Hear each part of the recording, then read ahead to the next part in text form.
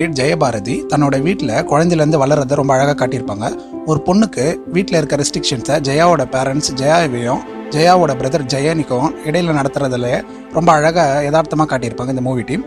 பொதுவாக ஒரு பொண்ணுக்கு அவங்களோட வீட்டில் அவங்களுக்குன்னே நிறைய ரெஸ்ட்ரிக்ஷன்ஸ் இருக்கும். அது வெளியேந்து பார்க்கும்போது ரொம்ப நல்லாயிருக்கும். ஆனால் அந்த பொண்ணுக்கிட்ட கேட்டால் தான் நமக்கு தெரியும் அந்த ஃபீலிங் எவ்வளோ கஷ்டமாக இருக்கும் அப்படின்றது. ஒரு பொண்ணோட வாழ்க்கையில் வெறும் அவங்களோட பேரண்ட்ஸ் டிசைட் பண்ணால் ரொம்ப பரவாயில்ல, ரொம்ப நல்லாவே இருக்கும்.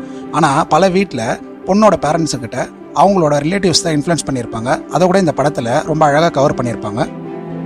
ஜெயான் தான் இவானியஸ் காலேஜில் பிஎஸ்சி ஆந்த்ரோபாலஜி படிக்கணும் அப்படின்னு சொல்லிட்டு அப்பாக்கிட்ட கேட்பாங்க. ஆனால் அப்போது ஜெயாவோட மாமா வீட்டுக்கு வந்துட்டு ஜெயாவோட அப்பாவை இன்ஃப்ளூயன்ஸ் பண்ணி பக்கத்தில் இருக்க எம்எஸ்எஸ் பேரலல் காலேஜில் பிஏ மலையாளம் சேர்த்து விட்ருவார்.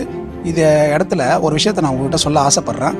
பொண்ணுங்களுக்கு அவங்களோட பேரண்ட்ஸான நீங்கள் முழுசாக ஒரு டிசிஷன் எடுத்துகிட்டு இதுதான் ஃபைனல்னு சொல்லி அவங்கள கார்னர் பண்ணிடுறீங்க.